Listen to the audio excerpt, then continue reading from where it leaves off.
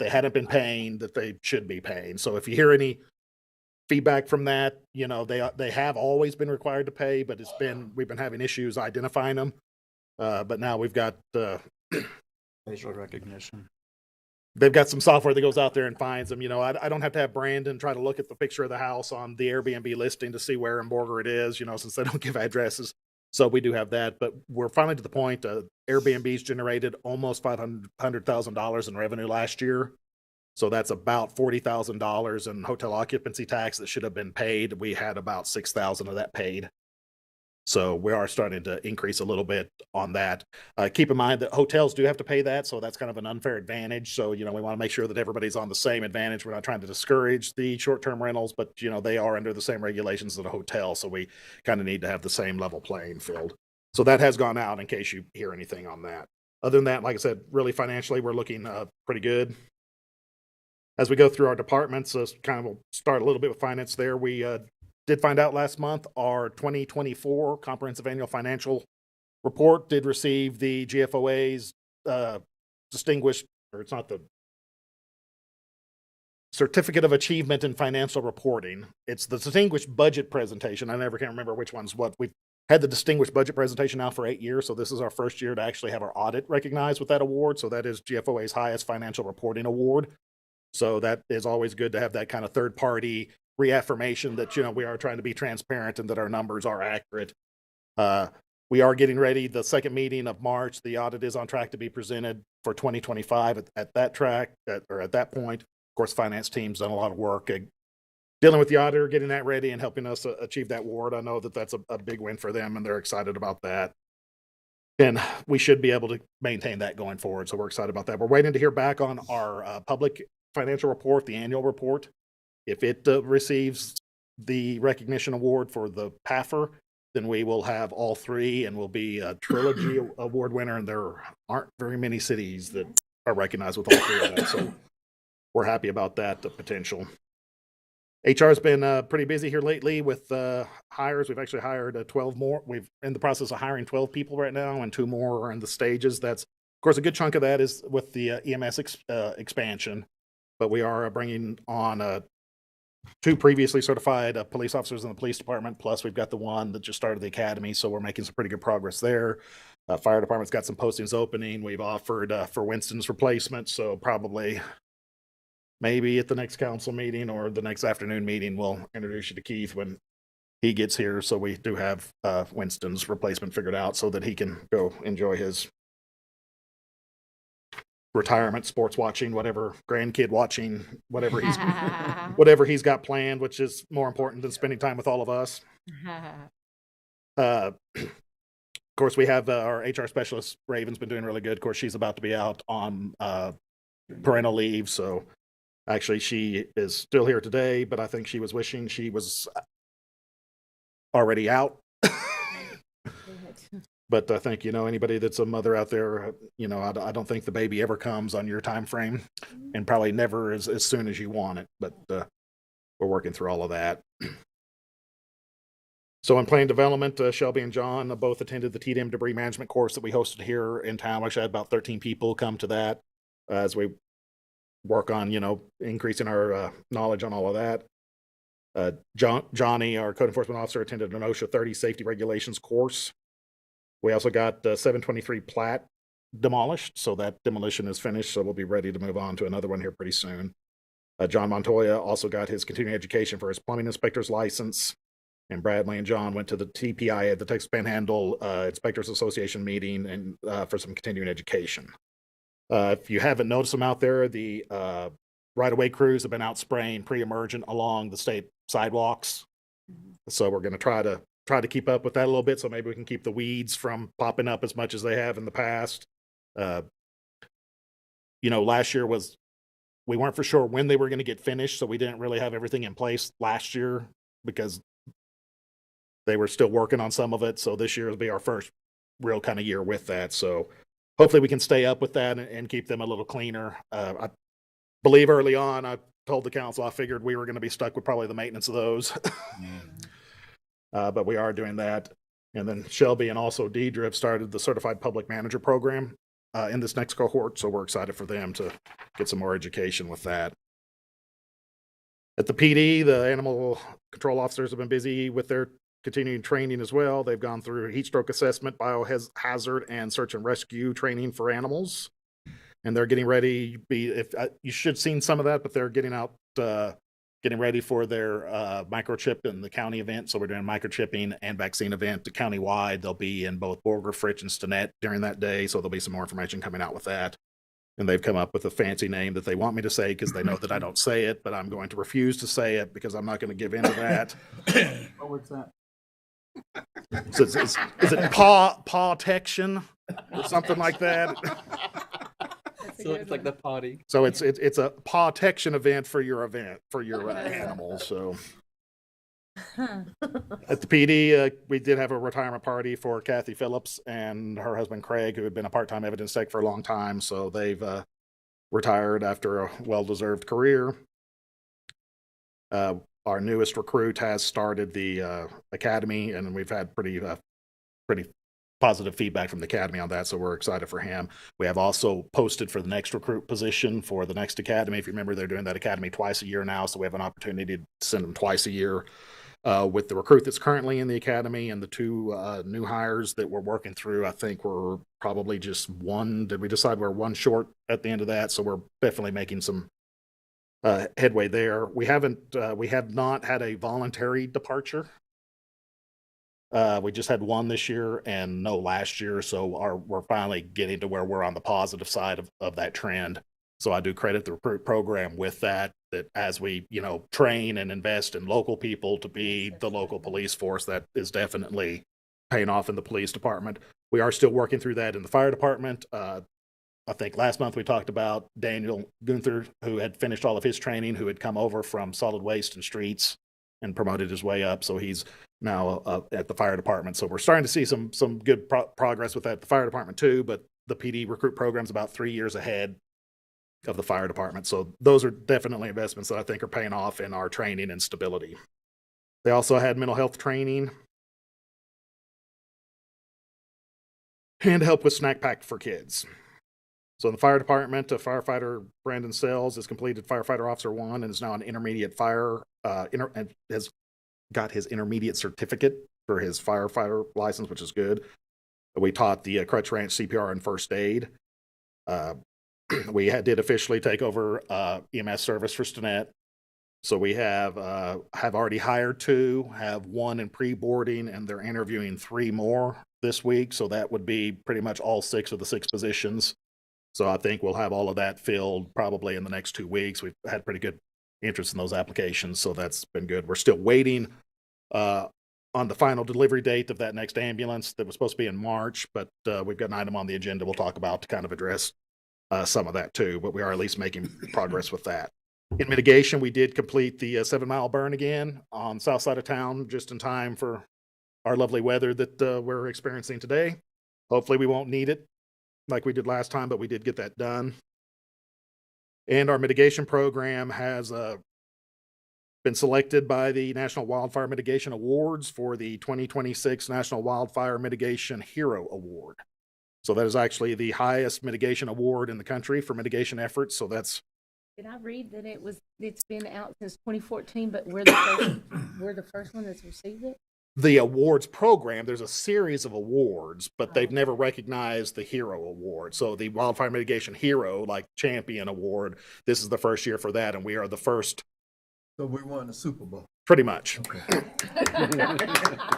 At least for fire mitigation. And of course, I think anybody that, sees the work and the coordination that goes into that and the way that we have pretty much led the state in all of those efforts for many, many years now, I think that's well deserved. And that a lot of that is the support that the council and this community gives that program for many, many years now. I think that's well deserved. Did mention that, we've got a good sustainable model.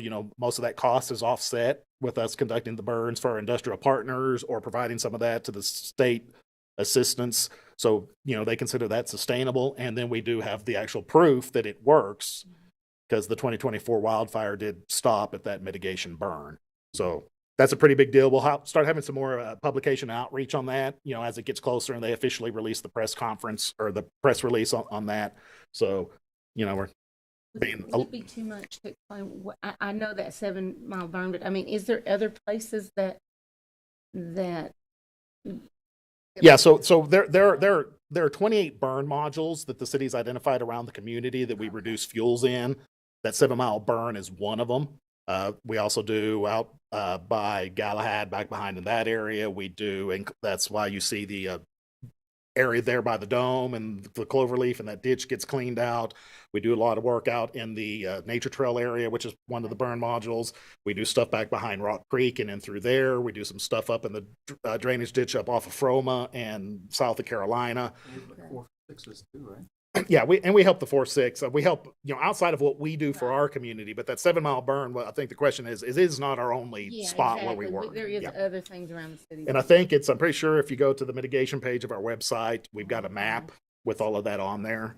And so we are working with Dustin, who handles our GIS, to kind of work on color coding that. So, every time we burn it, they can mark it and it turns green. And so as the years go by from when you last burned it, the color shading changes so you can graphically see where all of that is. And keep in mind that prescribed fire is only one of the fuel reduction techniques that they use. A lot of what they do is thinning, chainsaw crew and mowing and things like that. So we don't burn all of the modules, but we thin all of the modules.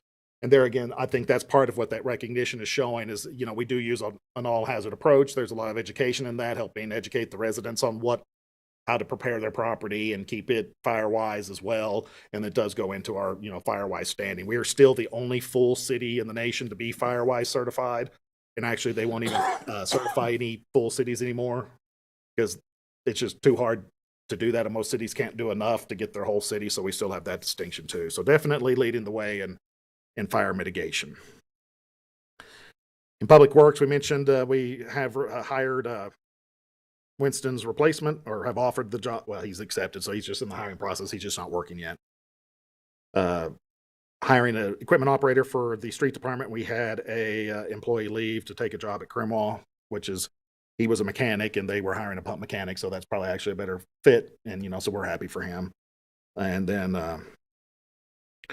got the grappler claw replaced at the transfer station on the boom arm. And then I've got we talked about in the weekly update, I do have the microsurfacing bid for this year. The chip seal, the group chip seal is out for bid right now. So that'll be coming up. We'll have those to the council.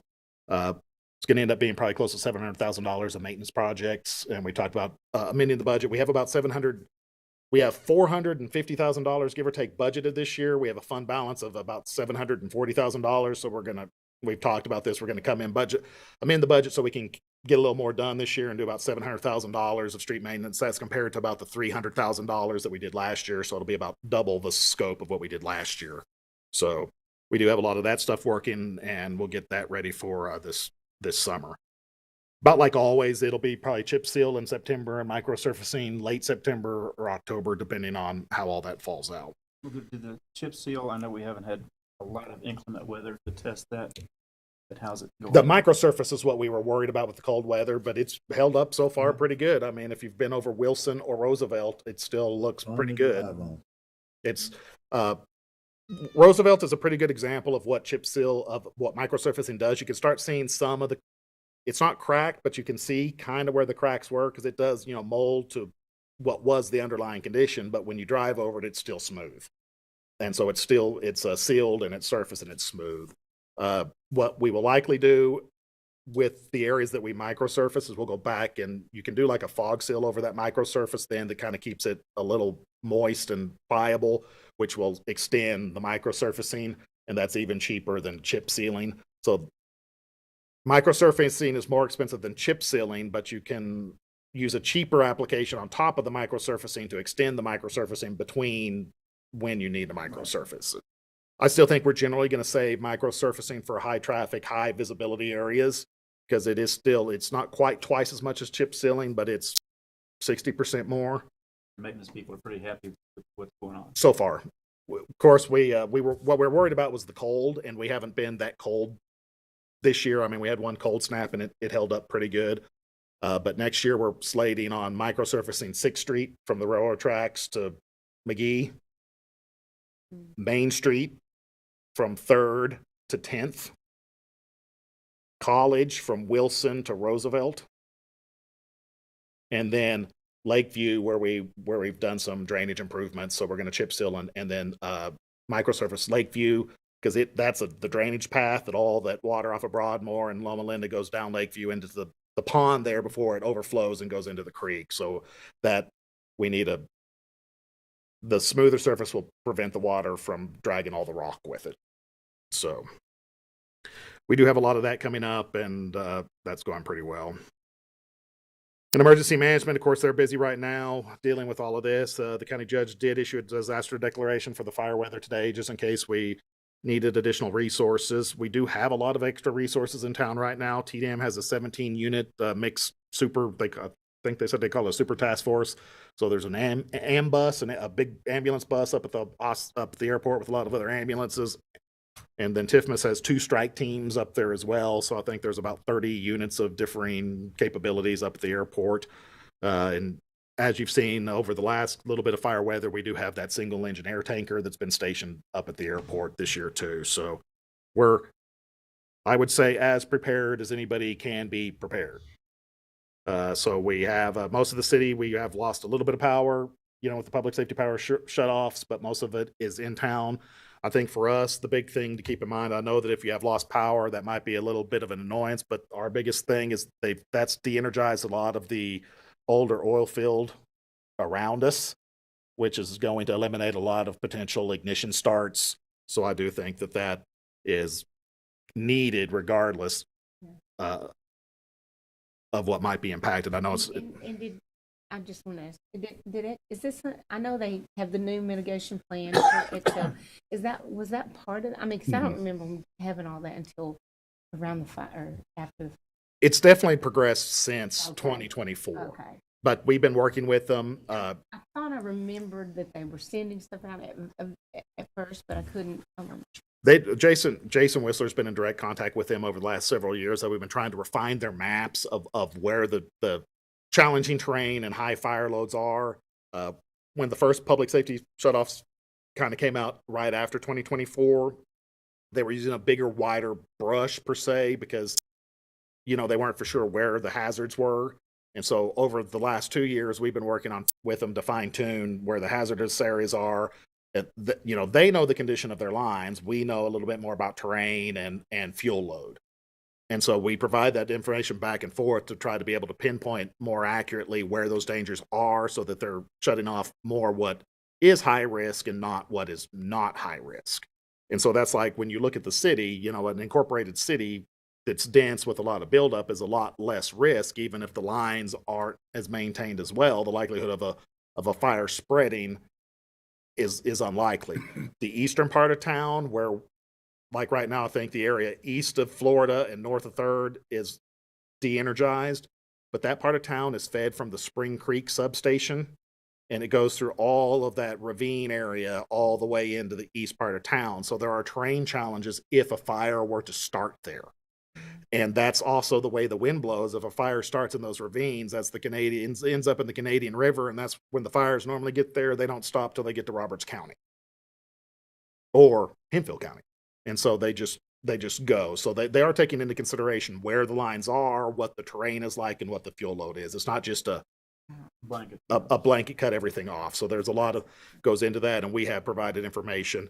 We do have access to their Pano AI fire detection camera system. So, this is kind of the first big windy event since those have been out. So we'll see how those go. So we are monitoring those. And have we heard anything about the ones where we had a grant for? We're still responding back and forth with FEMA on the final terms of the grant. So it's been awarded, but they're asking us some questions, and we're still going back and forth with that. It's a new project for them, a new project for us. AI cameras are kind of new, so they keep wanting more details, and then we have to provide more details, or we have to say, hey, we have 3 tower locations, but we asked for 9 cameras. And so they want a clarification on that. Well, we're like, a camera has a fixed view, so you have to have more than 1 camera on each tower location.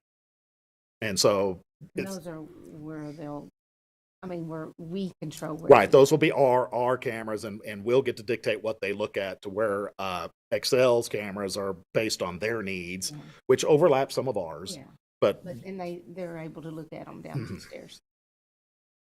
so, Thank you. other questions on wildfire? We also have our fuel trailer has been received. So that's the part of our generators and emergency response that were part of this year's budget. So the replacement generators for City Hall and the central dispatch municipal building they're on order. They should be here in another couple of weeks. But if you remember, we're slowly moving those to diesel because we've learned that natural gas is not a guaranteed supply source for those generators. And so with the diesel, we'll be able to supply them regardless of what happens to the natural gas system or any dangers. The fuel trailer is to help support those generators, but it also helps support, we have 2 portable generators already in utilities, for lift stations or water wells, depending on when things go down. And in big days like this, if we do have a big fire, we can take that diesel trailer out and fill up fire apparatus while they're out working. So I think that's a good example of, trying to, get things that serve multiple purposes other than what their primary purpose is. They'll be full all the time. And we'll have a rotation because we will be running and cycling the diesel generators more often to make sure that we're cycling through the diesel fuel on a regular basis. And then, like I said, our goal is to eventually slowly move those diesel generators into other, the next grant or next money when we've got a little bit. I think the sewer treatment plant is our next high priority project because, if we lose power at the sewer plant, we talk because we elevate so much water, people can still use a lot of water before we lose water. And if you're using water, it's generally going into the sewer, and the sewer then goes and ends up into the plant. But if you're not processing that sewer water, you can only store so much of it before it starts becoming a problem. So I think our high priority lift stations and the wastewater plant, people might want water more, but from the city's viewpoint, the wastewater is the more important side because that's the one that has environmental impacts and other issues if they shut down. So wastewater is going to be our priority for secondary power over that. And if you recall, some of that was some feedback over even Winter Storm Uri. Lubbock many years ago invested in all diesel generators for all their facilities. So when Uri came through, they switched everything over to their generators before they lost power, and then they started sourcing diesel, and so they were able to keep everything running throughout that whole storm on its own generation. And so that's kind of the path we're trying to get there. We've generally done natural gas because our facilities are served by natural gas, but then even after follow up after the Plainview tornado, their gas system was down for 3 weeks, so they didn't have power or gas, and so in that situation, we wouldn't have had any power to support any of that effort. So this is not something that's going to be happen fast, but kind of go over.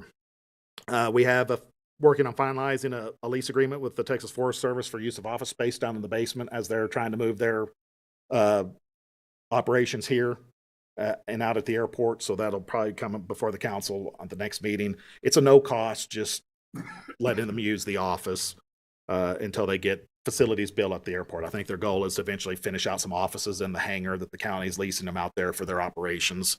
So you'll see that in a future meeting. We also had a meeting And you said that was with the Forest Service, yes. Emergency Management and Nicole, they hosted a COAD meeting. That's your volunteer groups, your nonprofit organizations to help in emergencies at the Dome.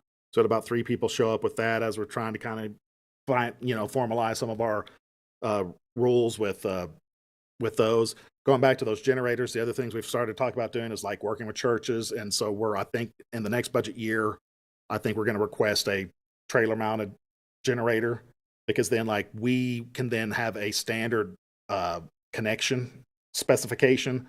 And so we can put the generator connection at Cofield. I don't think we need a permanent generator at Cofield, but we can put the connections there, or we can give the connection specs to the churches and stuff like that. And then if they want to operate as a shelter and need backup power, we can just drive the generator over there, plug it in, and give them the power depending on what the needs are. So we're working through some of that as well. We had 120 people attend the National Weather Service Fire Partners meeting that was at the Dome again this year. So we had a really good turnout for that 2 weeks ago. I don't know if you saw the people out there. That's I think our second or third year to host that here. So that's I had pretty good turnout for that. Of course, everybody enjoys the facility and it's a good regional spot. So we had a good turnout for that. Already talked about this a little bit, but they have been coordinating with Excel on their fire response plans and how to handle things like that.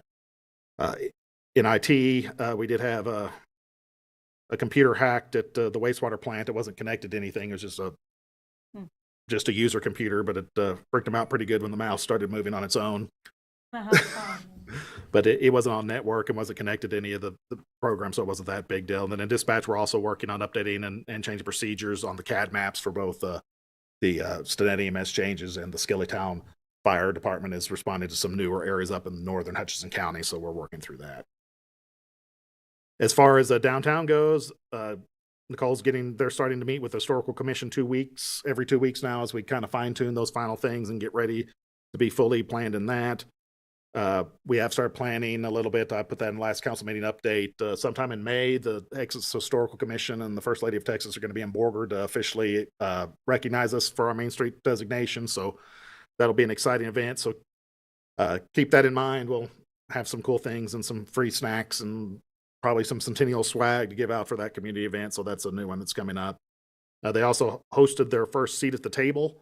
So this is where we give businesses or entrepreneurs an opportunity to come in and ask questions with all, like the EDC's there, Plan Development is there, Downtown's there, so that all the resources that you might need are there. And they actually had a pretty good engagement with some of that. And I think are getting close to turning one of those maybe into an actual physical business. So we're going to continue to working through that.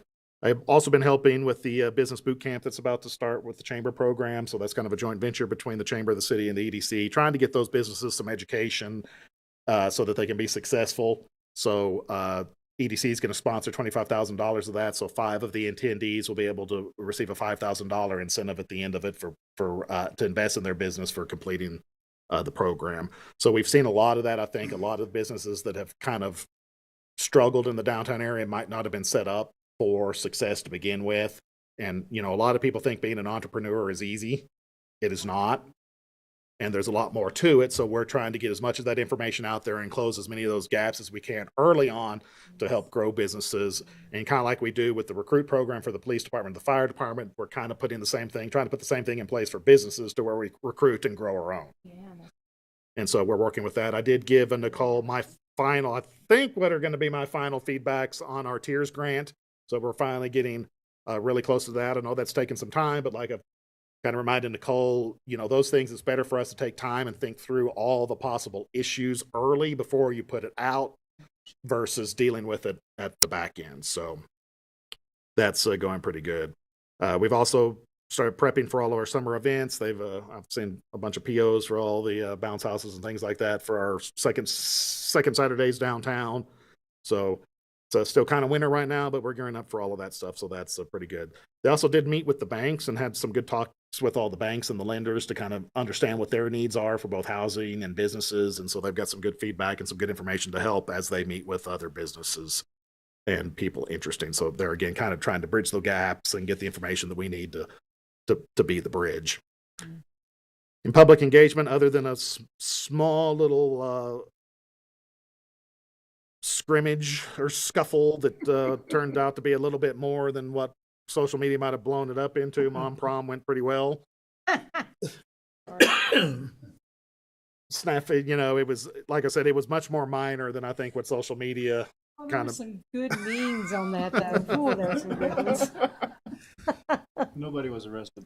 No, it didn't get that. It was handled, and it was maybe shut down a little early because people, then people would have liked, but some of that was over that control. So, any event you learn a little bit each year, and so we'll learn and grow with that. And like I said, they did take enough action quickly enough that it was not a major incident, more of a was a special military operation. Is that the? We've also been talking again with AmeriCorps, which is partner with WT for internship programs. So I think we brought that actually to y'all a couple years ago, and then kind of COVID hit and or Doge hit, and they lost their funding, and so we didn't end up going through with it. This is an opportunity that maybe some of our interns can be partially offset with some of the workforce funding, so we're back working with that. If you haven't been on the website lately, our website did refresh, borgertx.gov, so we've got a new visual refresh to that. It's got our Centennial logo on it, and I think it's a little cleaner, a little easier to use. Still working on a few fine tunings, but that's pretty good. We do have the Ripple Effect coming up on March 4th. So that's kind of the distracted drunk driving simulation for the high school. So we'll be staging a car crash and all that stuff. So on March 4th, you might see a lot of activity, but it's all pretty much a drill. And so we're excited for that. Deidre also spoke to the junior leadership Borger on communications this last month. So they'll be in April is their city session. So we'll get them in here and try to get them some information on the city government. A little different than leadership Borger because they've only got a half a day and some of them kind of come and go, but we're working on how to through the chamber and the school district. So it's very much like leadership Borger, but it's tweaked a little bit for the high school kids. So they've got 40. Is that just for seniors or is it? Oh. So, but I think they're hoping to try to do that every year, like with Leadership Borger. So that's going pretty good. We do have the Health and Safety Fair continue to be planned. That's going to be April 23rd. Will be an opportunity to go through CRAZE training during that. That's your citizens' response to active shooter events. So the police department's working through that. Generally when we've done that, we've had a lot of good feedback on that. We also did the first little vacant building video on the Boomtown Theater. You probably saw that on social media. So they're trying to bring some more interest into some of the vacant buildings and get people to scheming's not the right word. Imagining, visioning for, what things could be. So we're excited for some of that. We completed the Keeler Heights cleanup that got 4,200 pounds this time. So a little over 2 tons of debris taken out of the Keeler area. ISOM is next month. On April 30th is our next seat at the table. If you know anybody that's interested or has questions or wants to come talk about businesses and things like that. March 5th is the Centennial Parade. So that's that Thursday. I know the mayor was interested to want to know if the council wants to put a float together. So y'all can talk about that on your own. If you so would like to be in the parade, we can make that happen. And then Trees for Houston will be here February 25th for that free tree giveaway. I'll send out some more information if you're interested in volunteering, but every resident of Borger can come through the line and get a free 3-gallon tree. So this is a better tree than what Bob normally takes from TML. So Those trees don't I last still long. have my live oak. It's in the kitchen, but we still have it. well, this tree might be able to go straight to the yard. So, you might want to be in line for that, but they've got, I think, we're planning that same day, we're going to plant over 100 trees in all the city parks. So Phillips has got some help with that. Public Parks Department's going to pre-drill the planting location. So we're excited to get some. The 28th, February 28th. And then, because I think it's a total of 500 trees, we're taking 100 trees. And so that leaves 400 trees for residents and anybody that wants a tree. So be looking for more information on that. We'll get that out as much as we can, but I think that's going to be a They're good limited thing. to 1 tree though. 1 tree per resident. Not for sure how they're going to track that. If you want to put Deborah in her own car, maybe you can end up with 2 trees. Don't let me be a volunteer. I was like, okay, if you need 2, sure. I'm sure As that, long as they're not walnuts. yeah. Can't be walnut Yeah, we trees. don't want walnut trees. It- No walnut trees. Learned about that today. Yeah, no, we do have, they are bringing several different varieties. They're specifically picked for their ability to survive in our climate to some degree. So they're not, going to be things that shouldn't be that. They're not cactus. They're not cactus or mesquite or yucca. But, so I know we get a lot of feedback, some of the feedback we hear from community engagement, wanting more trees and stuff like that. But there again, it is a partnership. So if you're interested in a tree on the 28th, there'll be 400. I'm sure that if we don't give them all out, we'll be begging people to come take more. So you might just stick around, but I am excited for that. Phillips has donated to that program for those trees. So it's 100% free and they'll be improving our parks and some of our residents. So that's what I have. 3 gallon? 3 gallons. So that's a decent tree. It's at least ready to be planted and should be, It's much better than a sapling. I think in years past, we've done that a lot of times when the Forest Service comes out, they just do the saplings You and don't always have. like 3% of those survive. They definitely don't survive in our parks like that. You know, they're just used too much and stepped on or whatever else. So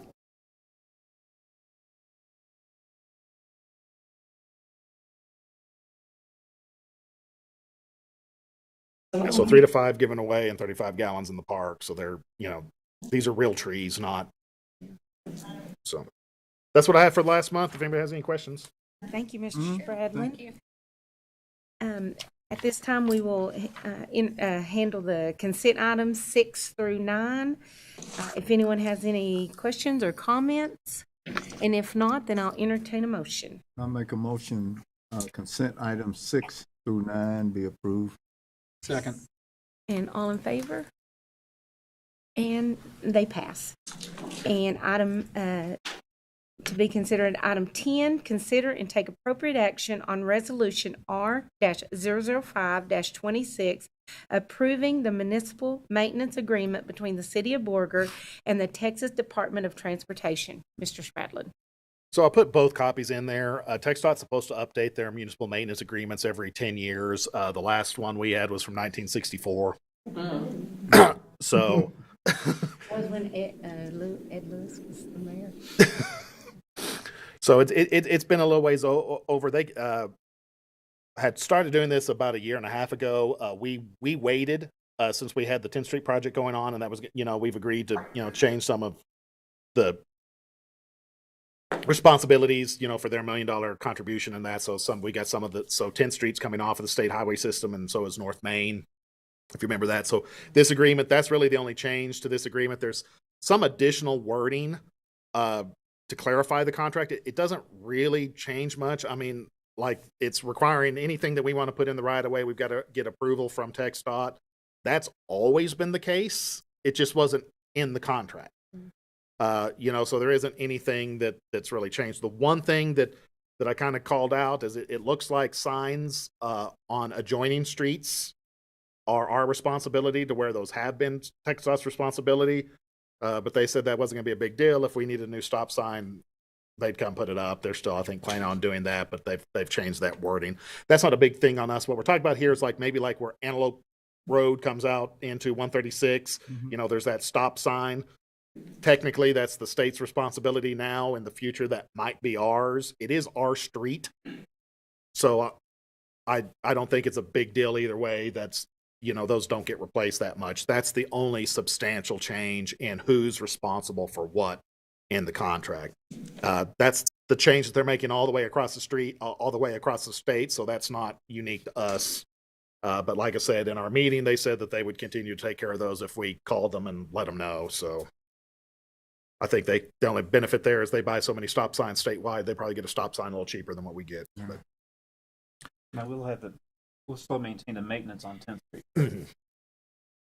Which, you know, the biggest difference there is that stretch of 10th Street that we reconstructed, it was a state highway, but we were always responsible for the maintenance. Now it's just not even going to be a state highway. So we'll have full control of it. And they gave us the $1 million to offset our cost of that project for us to go ahead and take it over. And since really, you know, back in the time, we pretty much agreed that was better, because then we don't have to follow. That's part of the reason we were able to do angled parking. Right. Because TxDOT standards are parallel parking.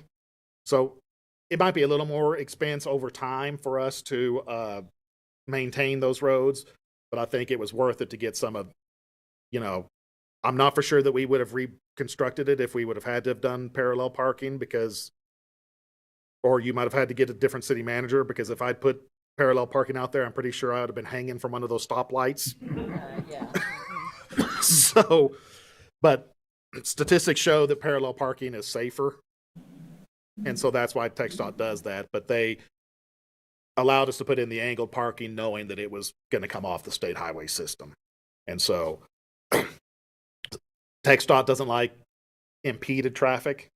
And so that's part of that too. You know, when you're backing out, you can impede the traffic, but some of the complaints on 10th Street were that people were going too fast. And so I think if you go down 10th Street now, especially the part we redid, you know, we've narrowed it. the roadway hasn't really narrowed any, but it feels narrower the way that it's laid out now. And so the average speed on 10th Street has slowed down a ton. And so I think that people might not notice that, but that I think has been a positive. It's definitely made it a lot more pedestrian friendly. You'll see a lot more people kind of walking up there with the sidewalks and stuff like that. But other than that, this is their standard form. Pretty much our choices are to approve it and let them maintain it, or not approve it, and then us have to do everything with no financial offset.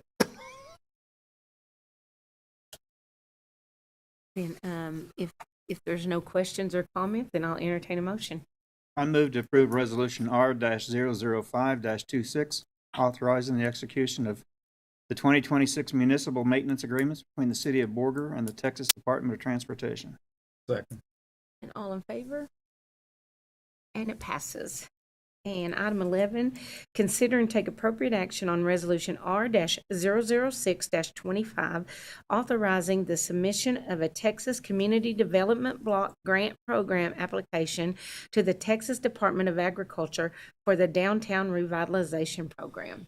Mr. Spradlin. So this is the first step in a possible grant for downtown revitalization. All the step does is allow us to submit an application. This is what they call the community application portion. It's 4 questions that they score and then decide whether or not we will be invited to apply for the grant.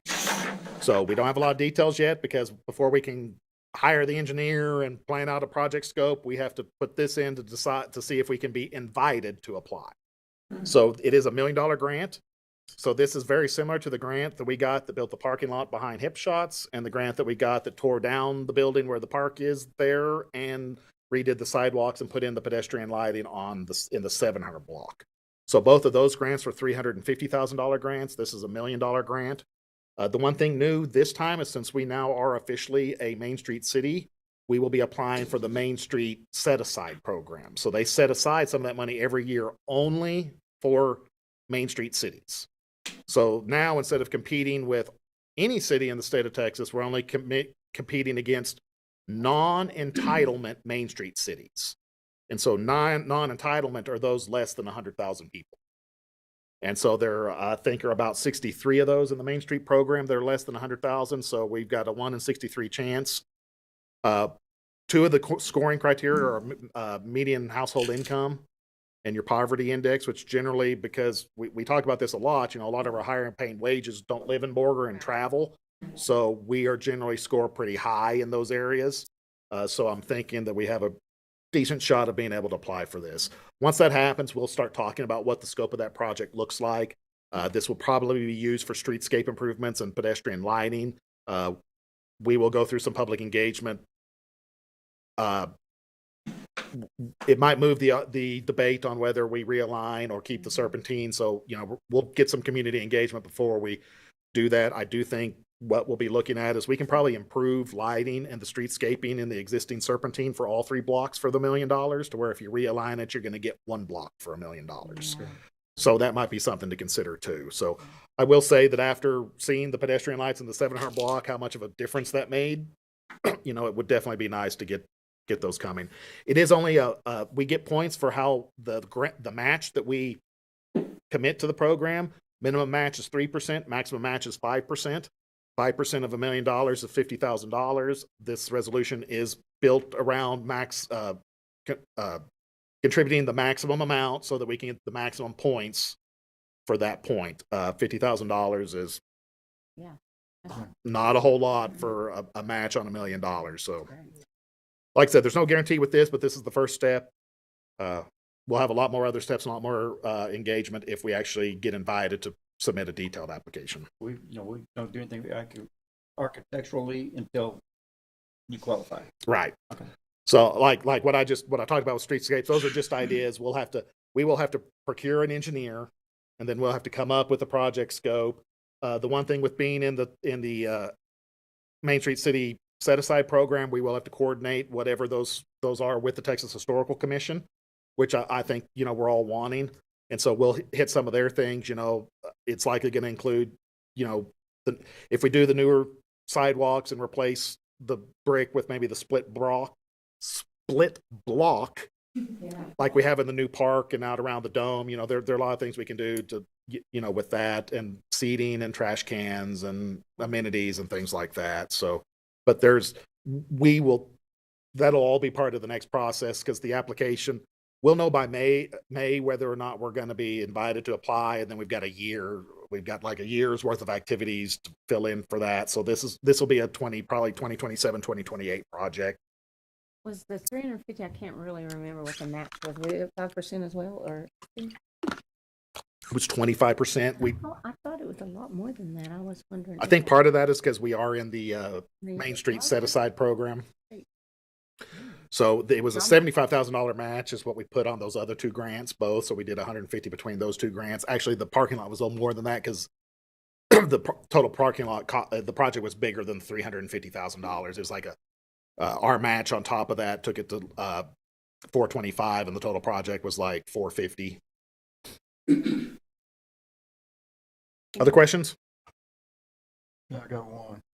On the resolution on the agenda, it's R00625, and on the motion is R00626. It is 26. Okay. The last two digits are always the year. I'm still getting adjusted to having to post this stupid agenda 2 days earlier than what we're used to. You know, my routine is not quite, you know, adjusted to the new open records law. I got the legally binding part is correct. Okay. Then if there's no more questions, then we'll entertain a motion. I move to approve resolution R-006-26, authorizing submission of the 2026 Texas Community Development Block Grant Downtown Revitalization Program Community Application. A second. And all in favor? And it passes. And item 12, consider and take appropriate action on resolution R-007-26, authorizing the application for a grant from the Texas Health and Human Service Commission for the Texas Spay and Neuter Program. Mr. Milam. Hello, afternoon. I'm here today before y'all to request authorization to apply for a grant from the Department of State Health Services. In their recent legislative session, they did establish a pilot program for spay neuter, and it's about $13 million over the next 2 years is what they've allotted for that, and that application process is now open. So I would like to participate in that. I think it'd be beneficial to the city and the citizens of. We're looking to, our involvement in that will be establishing spay neuter for the feral cats, a spay neuter release program, and using the funding for that to address the overpopulation and that unknown animals and the feral animals in the community. The monetary amount that we're looking, and it's in a tiered system. Ours will probably be in the $50,000 to $75,000 grant application phase. So that'll, almost all of our animals, cats that we bring into the shelter, we could spay neuter with this money. That'll be for both cats and dogs or whatever. Yes, sir. It doesn't stipulate, they give us a fee amount, a flat fee that they pay, and we can use it however we deem necessary up to the amount that they do allot for us. So this was also the grant that the nonprofit that was here a couple weeks ago was talking about. So, Yes, sir. yeah. So they can partner through us. I will say that if you didn't notice, the resolution also has some wording to create a new fund for this. That's just so that we can, you know, the money coming in and going out can be contained in its own fund, so that we've got a little better accounting for that. That's the only other kind of weird thing with the ordinance. So it is generally a reimbursement grant, so we'll Yes, sir. likely pay and then they reimburse us. So that's really the only impact to the city, is we'll be out a little bit of money while you're waiting for the reimbursement, should we get selected to participate in the pilot program. Sure. Now, will we contract with veterinarians for these, or will we be doing it at home? in-house? I'd reached out to multiple vets in the area. The most favorable price that we got is from Cadillac Vet in Amarillo at $60 for that spay and neuter. And then they do have to have a rabies vaccination before they're released, so they include that as well as $10. Transporting the animals to them? Yes, sir. We'll have to transport them. There's no set time. They can just say we can bring them over, drop them off, and then they'll call us whenever they're ready to be picked up. You can use whoever you want, but you want to maximize the money by trying to find them. Sure. Yeah. The vet here, I'd reach out to them. Their price that they quoted me was over $200 for each animal. So quite a substantial decrease in price if we transport an animal low. And with the feral cat population, I mean, this is a better way because the neutered cat will still eat the food, which will limit the food supply for the unneutered cat. So it helps balance that population. So this is better than catching and euthanizing them, but there's always been that Sure. money limitation. We had a Yes. thing in here before about repopulizing the cats that have been caught, neutered, or whatever, and you bring them back to where they were picked up. These cats are going to be dropped off at the facility, and then you take them to. Yes, sir. We'll release them throughout the city or, in different areas, depending on where they were trapped at. Okay. To address within their community, just to reduce because if we take one out, another one's going to, come in, and the population, you're not addressing anything there. Right. And roughly 70% of our feral cats that we do bring into the shelter are euthanized. So there's not much that we can do with them. We can't adopt them or anything. They're unhandleable. So unfortunately, they come in, they're euthanized. With this implementation and being able to spay and neuter them, we can at least start to address that overpopulation issue. Generally, I see forms that are filled out like you'll describe what condition the animal is when you picked them up, where you picked them up at, and various other information like that, so that when you release them back to the same area. The idea being that they're familiar with that area and they can stay alive in that area versus taking them to another part of town where they're going to have to reestablish themselves as a new cat. Yes, sir. So do you have a process already developed, or will you be developing a process? We'll be looking at that because, of course, the citizen, may call, they don't want the cat at their house. So we wouldn't want to, trap them at their house and, re-release them at that location. Right. So as long as I believe it's within, a mile or so of that area, they should be able to find their resources, the food and water supplies that they're accustomed to in that area. We do log where the animals are picked up from. Yes. The question is like in that there are some instances where release to where you picked them up from might not be appropriate if it was like an owner surrender or the owner wanting the animal back. So that's where he's talking about where we might have to alternate a little bit when it was the owner that wanted to get rid of it. Correct. But this is only applicable to critters that you all trap? Or what if somebody brings in an animal? We could. It's any animal that is in the custody of the shelter. So as long as we have custody of it, then we can do it. Okay, so they can't bring one in and. You can't use this grant to defer the cost of spaying your That's what I was personal asking, pet. basically. Yes, sir. The wording That's what around I it, was that's what- wondering the same Yeah, thing. you can't use it because this is about the wild animal population, the Okay, feral that makes sense. population. Yeah. And so because that's generally where you don't have the funds available to address the population from this side of things. Normally you try to address it from a food supply, Yes. Right.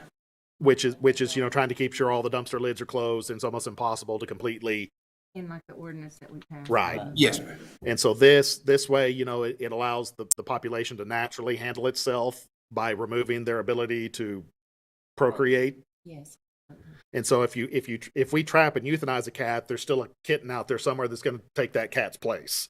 But if you neuter the cat, release the cat, it's still taking up that spot in the population and eating the food and balancing it out. So it is the best way to address a feral cat problem. It's just most places don't have, like us, we don't have funding to spay and neuter every single feral animal that comes into the shelter.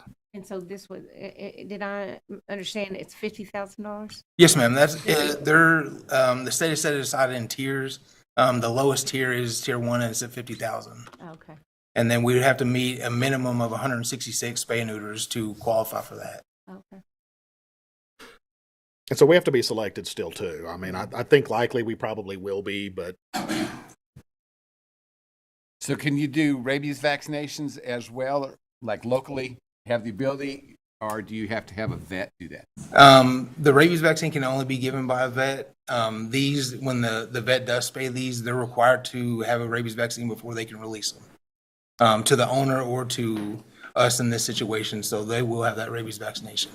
So is that something, like I've seen vet rabies shots be as cheap as $10? Is that? That is what they quoted us. Yes, sir. $10 for that. $10 shot. Yeah. Yes, sir. The total spay neuter from when we drop it off and pick it up will be $70. At that vet is what they quoted. The $60 for the spay neuter and then $10 for that This vaccination. program will include the rabies vaccine for any animal we. So the vet that you have spoken to will also do the shots? Yes, sir. So the whole thing is $70? Yes, sir. I know that's, You're that correct. sounds really stupid. But after you catch and release back into the area Yes, sir. and you retrap the same cat, can you tell the difference of whether you have to send it off or not? Yes, sir. Okay. When the Might for vet, a yes, Tom, but I didn't know about for the other. when the vet, when they're under the general anesthesia and they're spay neutering them, they will notch the ear. So there's a Okay, so little. there's some way for you. Yes, guys sir, there's to- a little so tip you can in the catch and ear. release right there on the spot. Yes, sir. Okay. Just one. Yeah, they just notch an ear and I did that myself. they're able to So distinguish that way. the cat didn't like it. I'm just telling you, the cat did not like to go again. No, sir. That's good. Any other questions or anything I can answer? Thank you for doing all the work on that, Darryl. Thank you. Thank you. Appreciate it. Any other questions or comments or anything? I'm good. Then I'll entertain a motion.